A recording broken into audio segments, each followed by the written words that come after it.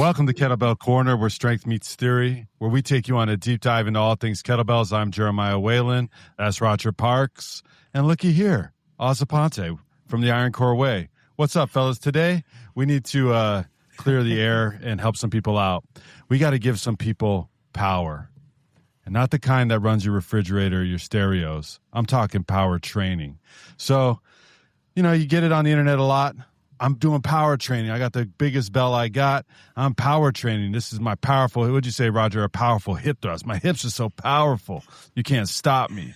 But that's not really the case. And so let's be honest with the people, and let's explain what power training really is and how you can use it to your benefit in order to get results that matter. So let's first define what power is.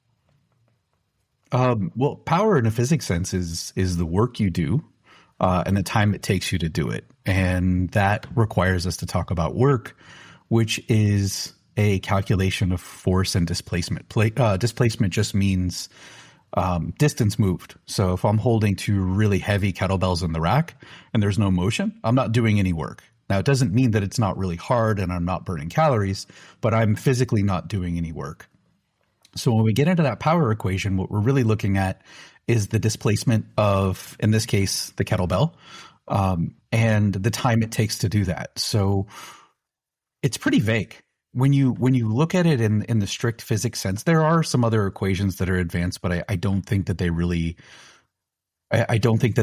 do the job of defining what it is we're looking for. When we look at displacement and the amount of time it takes, then all training is power training. And Perfect. If you're saying, I want to train power, we can be specific.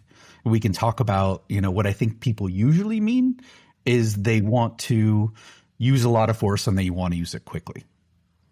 So let's say that that's what people are after. That though brings up another point of differentiation is, are you looking to train max velocity or are you looking to train max acceleration? So, we've talked about this. Do you remember some examples, some differences between the two? Velocity is okay, this is going to be crazy. This always puts me on the test, all right? I didn't read this chapter before we signed up.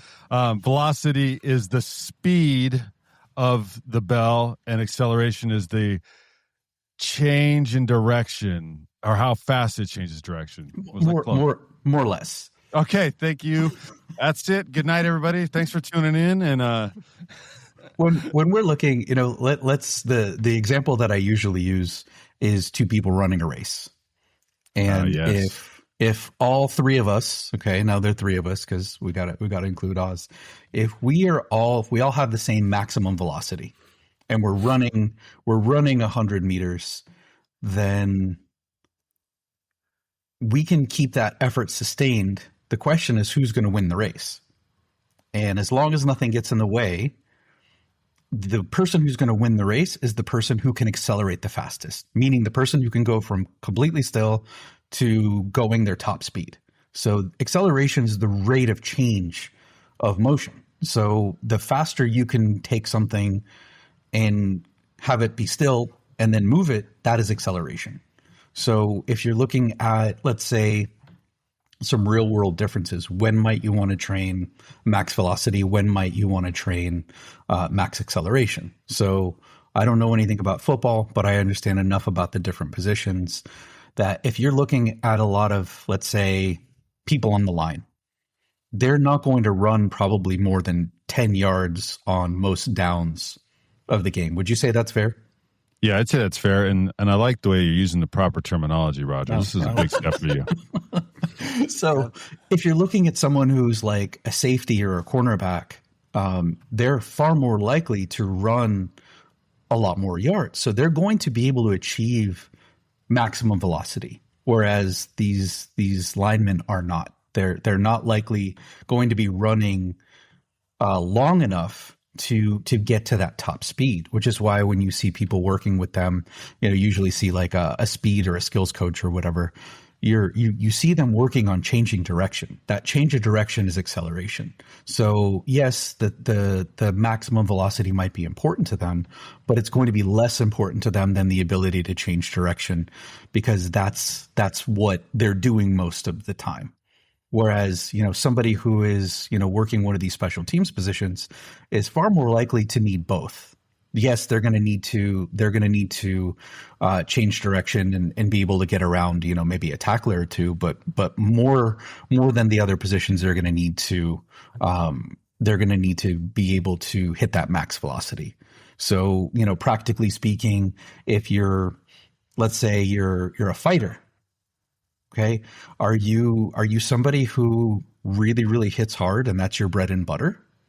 Then you may want to work with maximum force production, which is maximum velocity, versus somebody who needs to get in and get out really quickly. That's going to be more acceleration training. So there is a real substantive difference of, how long it takes. There's a relationship between force and time that we need to take into account.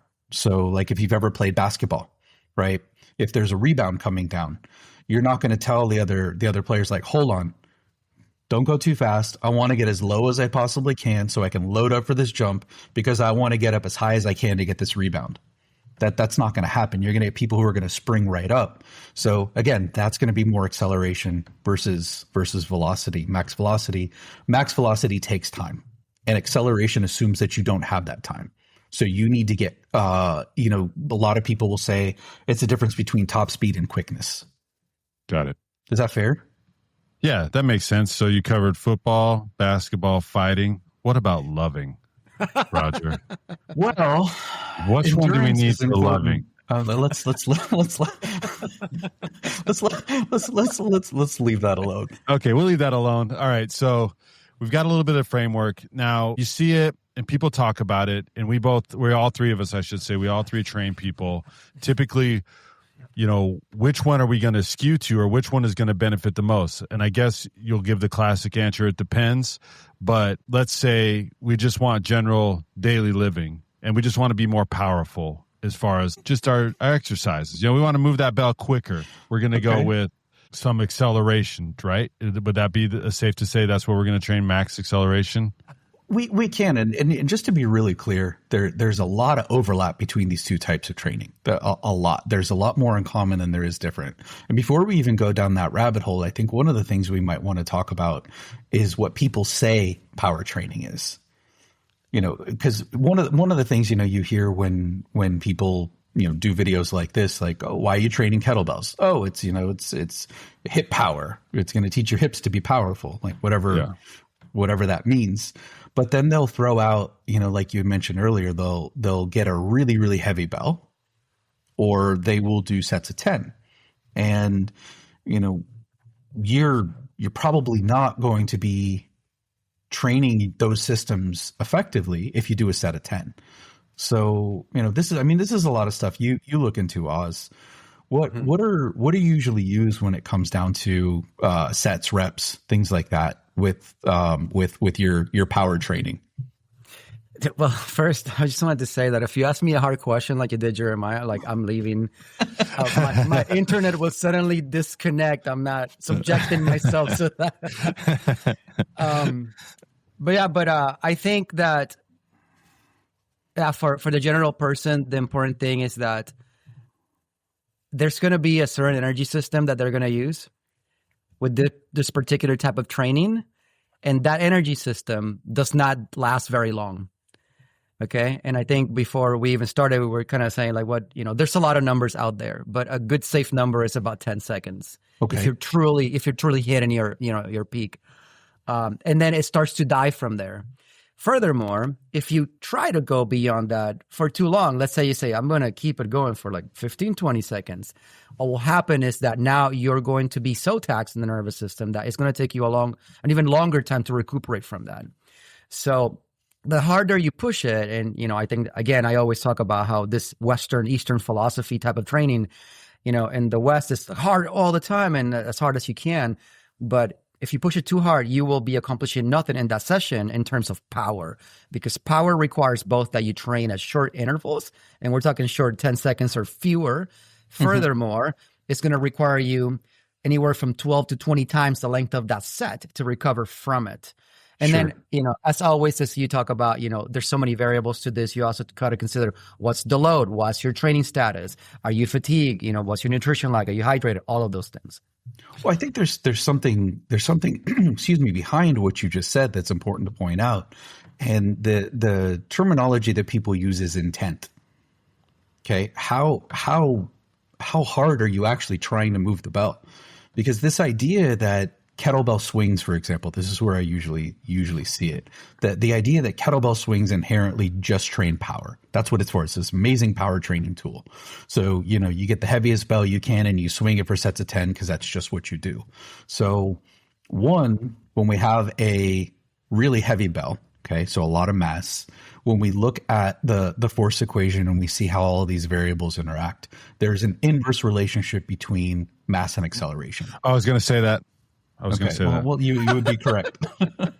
So as mass goes up for a given force, as mass goes up, acceleration goes down. So if your goal is to accelerate something, right? If you want that quick change in the state of motion of the bell, when you add mass, the acceleration is going to go down unless you find more force.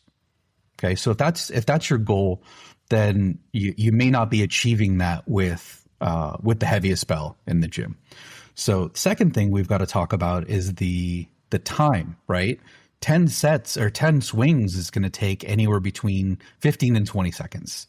Usually, right around 17 in my experience, but depends on the person, how tall they are. Either way, that's beyond that 10-second frame. So they're out of the energy system that we're primarily training. Okay. And the third thing is this was really indirectly brought up when you talked about the nervous system. You need to put everything you can into each of these swings. You're not just swinging the bell. Like if you're looking at, let's say, something like a sports style, great style, but it's good for endurance. It's good for other things. It's not, you're not trying to crush every swing when you're doing sports style. If you're doing hard style and specifically you're trying to move the bell as fast as possible, you would say that you have high intent. So your intent or your intention is to swing it as hard and as fast as possible, which is going to utilize your nervous system, because what you're really trying to do is call upon your brain to fire in a way that is coordinated and intense to change the object or to change the speed of an object. So if you're doing that, then yes, your nervous system is going to be juiced. You're going to need to rest a lot. And trying to do that beyond that 10-second margin and not obeying all the stop signs and not resting is really not going to set you up for long-term change. It's going to exhaust you.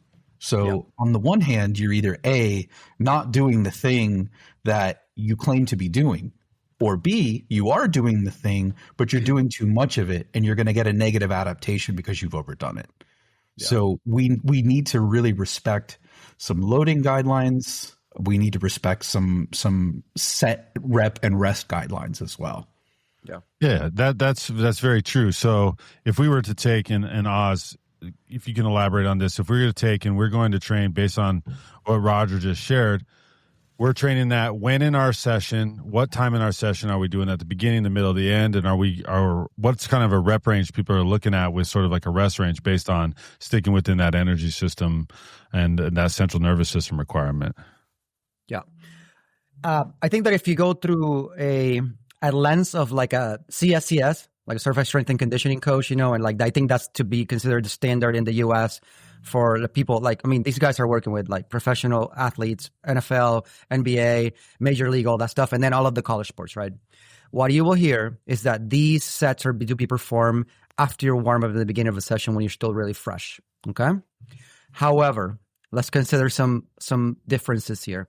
What if you are a true power athlete in that your entire performance revolves around this energy system, which, by the way, is the phosphagen system, and that's all you do? For example, an Olympic weightlifter, right?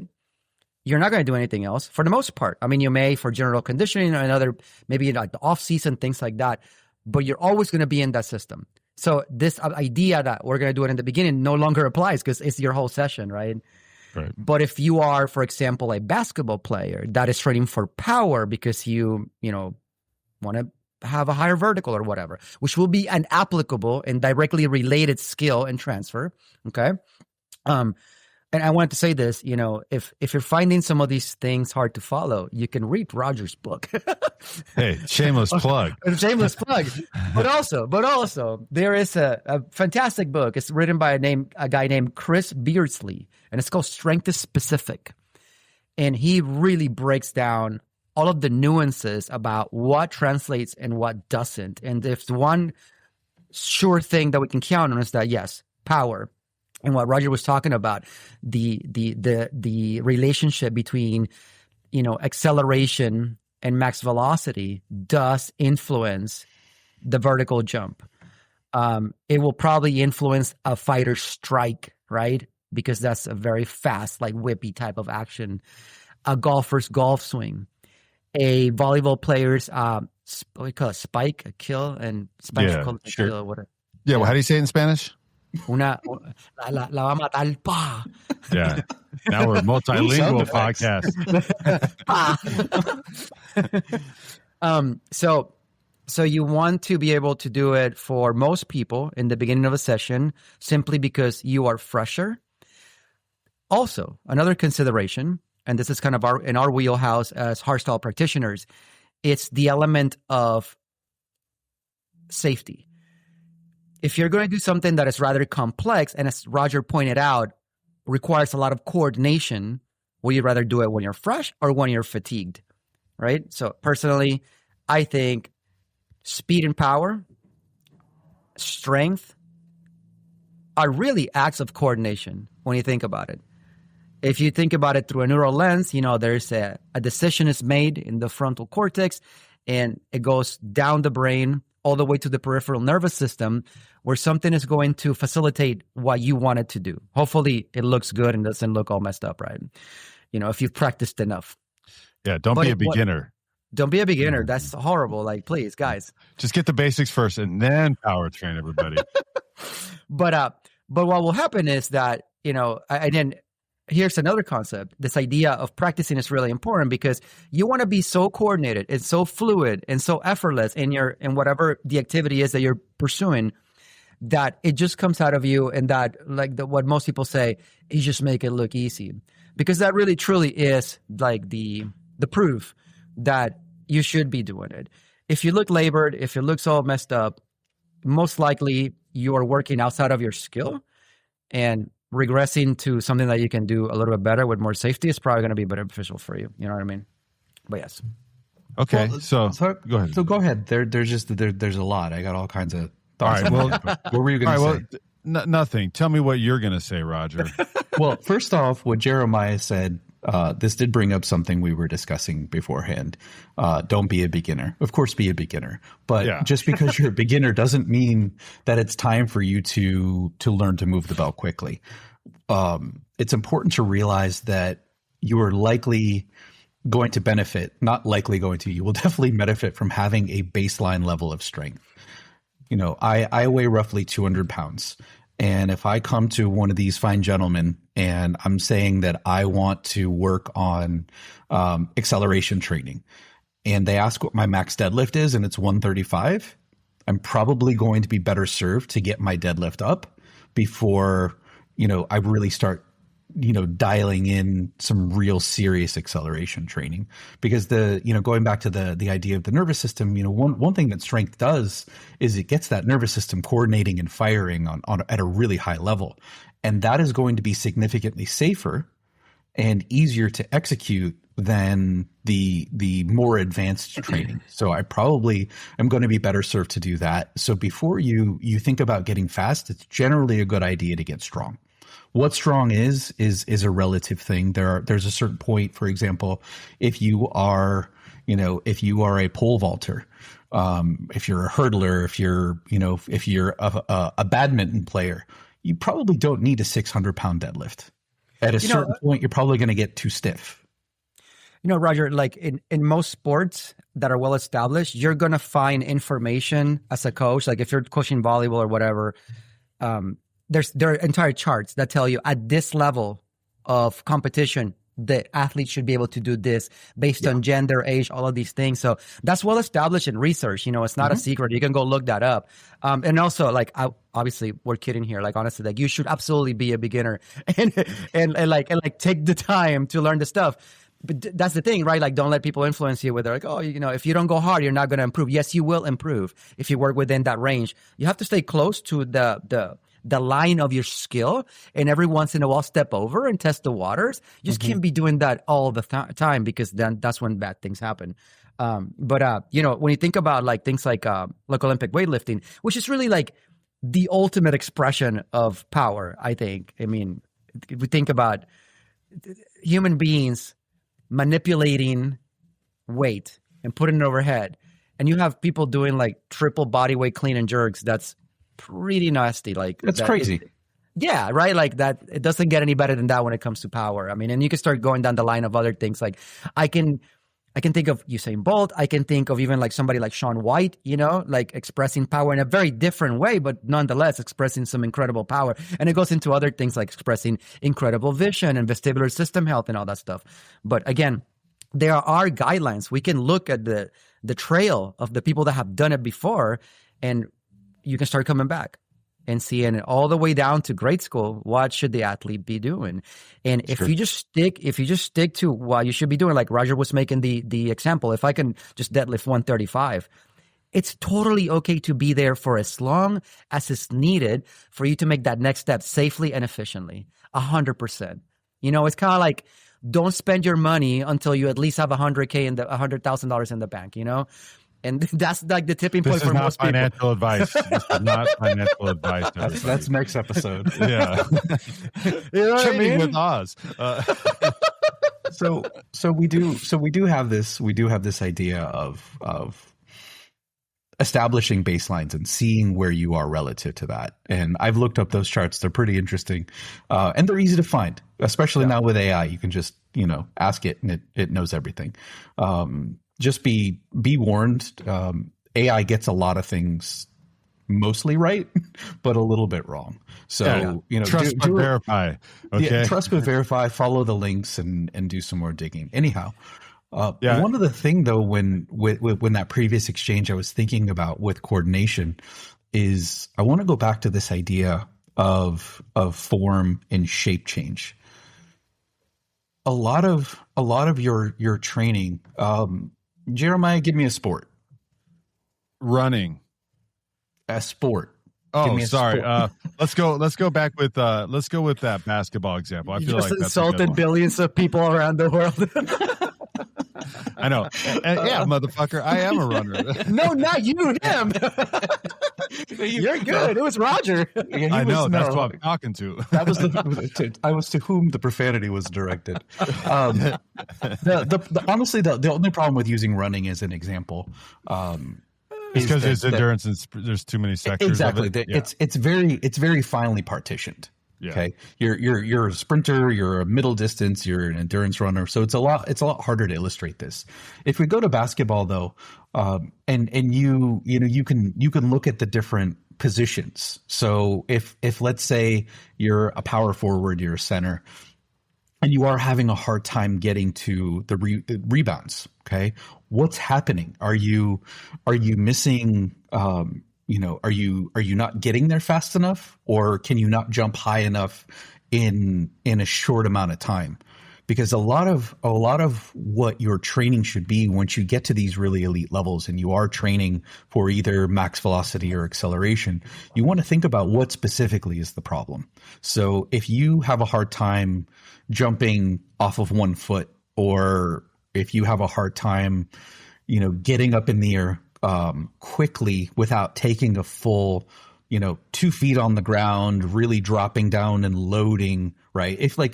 Let me back up a sec. If you go look at someone testing their vertical, what you're going to see in most cases is someone who has a little bit of a run up to it, maybe 3 or 4 steps. You're going to see them drop down and really coil as much as they possibly can. And then they're going to jump up as high as they possibly can, and they're going to hit the little thingy that that I don't know what that thing is called, but where you touch the I think thing it's just that, called like a vertical jump twister. whatever That's it is. You specific. hit the things, you hit the highest thing that you can, and it swings over. Everybody either knows or doesn't know. I don't care at this point. Anyway, but the point is, when you're doing that kind of testing, you have as long as you possibly need to generate the force required to leave the ground as fast as possible to get as high as possible.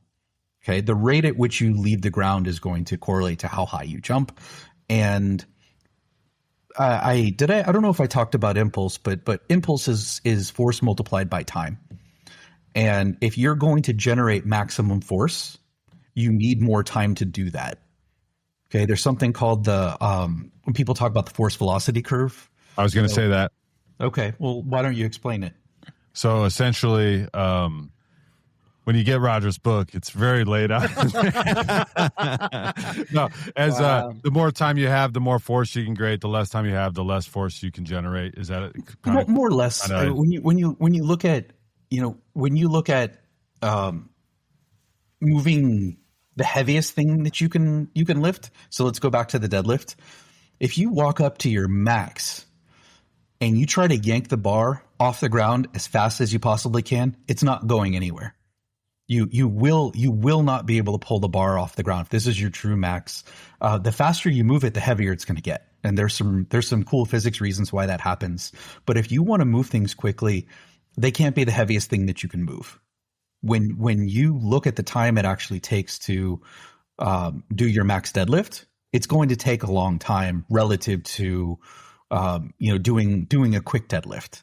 So the act of exerting your maximum force takes time. And if you don't have that time, so like the vertical jump, going back to that, if you don't have time to hit your maximum vertical jump, then you are not going to be able to jump as high as possible. Okay. So what you need to learn to do is to get as high as possible, as quick as possible. It's not going to be your max, but it's going to be close. So that would be a form of acceleration training where you need to learn to change your direction or change your motion as quickly as possible. In that case, you want to learn, let's say your maximum jump is as high as everyone else's. You know what everyone else in the league can do more or less, and you're right there, but you can't do it fast enough. Then rather than maximum velocity, you can go in the gym and you can try and put some pounds on your deadlift. That may not do the trick.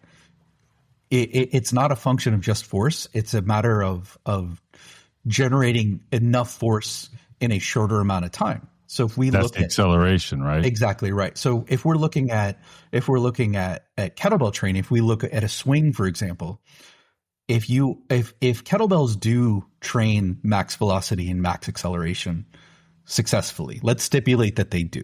I don't know how much research has been done on this. I still think that we need quite a bit in this field.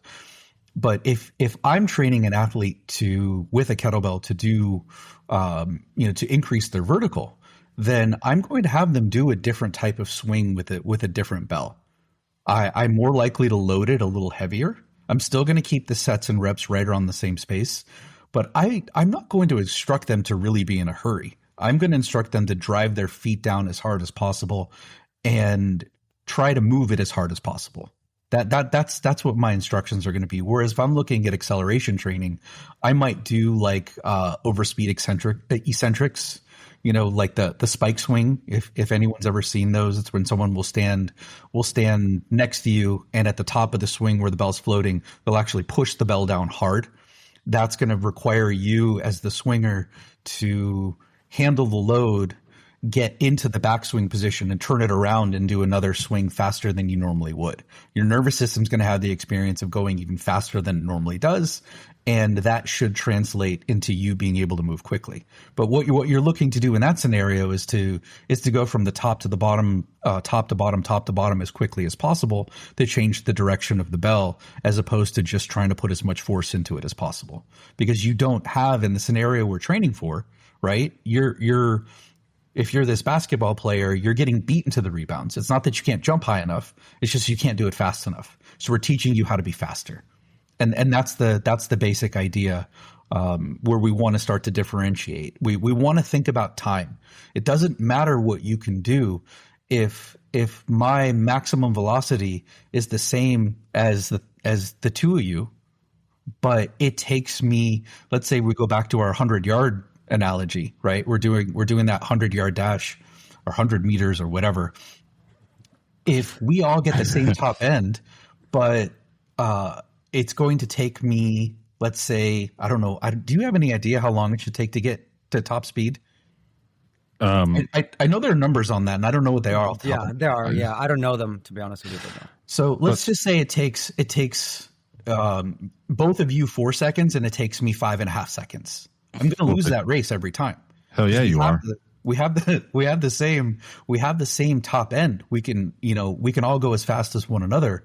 But if it's taking, the two of you 4 seconds, maybe Oz, it takes 3.5 seconds. Jeremiah takes you 4 and it takes me 5.5. Then we have first, second, and third, unless I get better at cheating.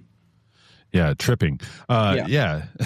or you start training those accelerated swings with that spike swing, or maybe perhaps a band on it or something.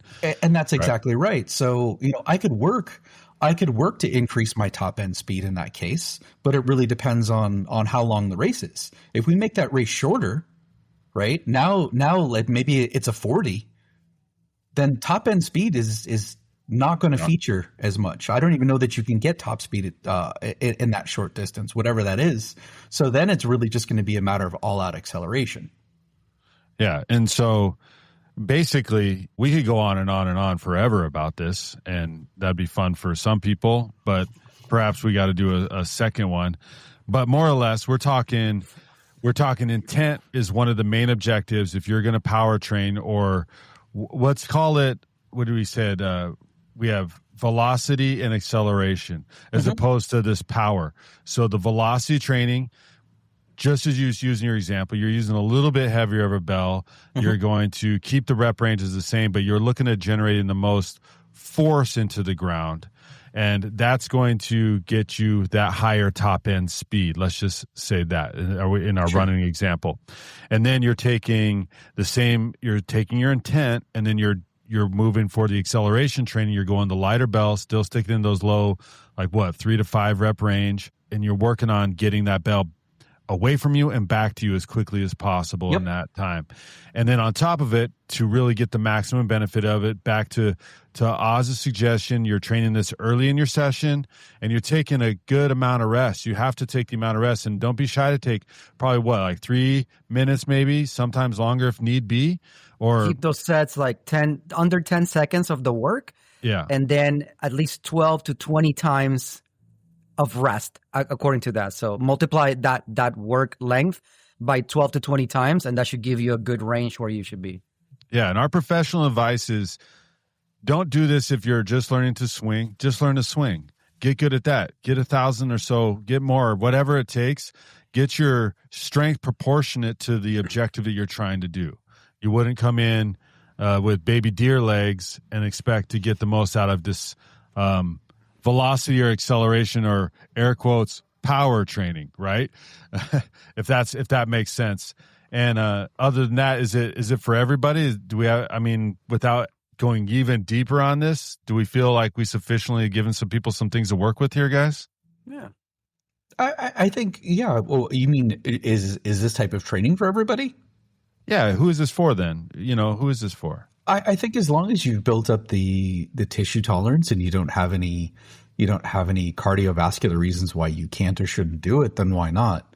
You want to, in my opinion, you want to reach into all of these different sectors of fitness so you can be well-rounded.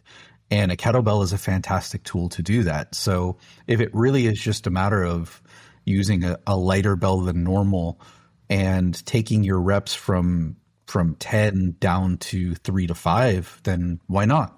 Do it for a month and see what happens. But I don't recommend it for people who can't handle that load, who have not built a sufficient capacity of fitness. We talked about that recently, this idea that people they'll max out and then they'll go to the gym and then they'll act like that max is their new weight that they use. Rather than no, that's still a max. You still work within those ranges. So if you are new to kettlebell training and kettlebell swinging. Just because you can do it doesn't mean you've sufficiently built up a reservoir of strength and safety. You know, one cool thing about Oz that some of you may or may not know, was it Enter the Kettlebell you did? Mm-hmm. And you did what, 3 years straight? Mm-hmm. Mm-hmm. And what bell did you use? 24 kilo, and then I leveled up to the 28 kilo. And at different times, I was using doubles versus singles. So there's some variety there, but it was really, well, 3 bells. I started with the 20, graduated to the 24, ended with the 28. And, you know, for those of you who aren't familiar with Oz, we don't spend a ton of time going into anybody's backstory. But he is ridiculously strong. He is very coordinated. He knows how to do a lot of things with his body. I think he can do no-handed handstands just on his nose. I think that's a fact. No-handed handstands. Your check is in the mail, by the way. Thank you for that. That's right. Venmo. In all seriousness, though, he really has developed crazy strength and coordination by doing a lot of the same stuff over and over again. And when you look at a lot of this, let's call it Instagram training by these 20-somethings, we're all old men, by the way. When you look at these 20-somethings, you know, they're half-ass swinging a 40-kilo bell, and they're just not ready for it. They're not doing well, and they're not hurting themselves because they're 20. Or at least maybe they are, and they're not posting about that. But you can gain a lot of benefits by doing the same thing over and over and over again and getting really good at it. You don't always need to jump up in bell size. You don't always need to do these crazy changes in your routine. You can do the same thing and get as much out of it as possible. And then when it's time, go to the next thing, rather than always being in a rush to participate in the latest fad. Yeah, and I just read this today in line with what you said. It said, success lies in relentless execution of the basics by your boy, Leonardo da Vinci. Oh. All right? So there you go. Put a cherry on that, bitch. I'll beep that out. Just kidding, I won't, so don't get on me for editing. And anything else we need to share with them before we go? Oz, where can they see you at, man? Where can they find you at? Well, the ironcoreway.com. No, I was talking your address. Just kidding. Like I'm not on social media anymore, so my website or my Eventbrite page for my workshops is the only place that you can find me. And did you write a book too as well? I did. Yeah, tell me about that book. Where can I get that? Strongandfit.com. You can go in there and check it out. It's Os Aponte, and we appreciate you coming on for this discussion on power, and we look forward to the next time. Anything else, Roger? No, you should probably just cut me off, or I'm just going to. All right, that's enough. Stay strong.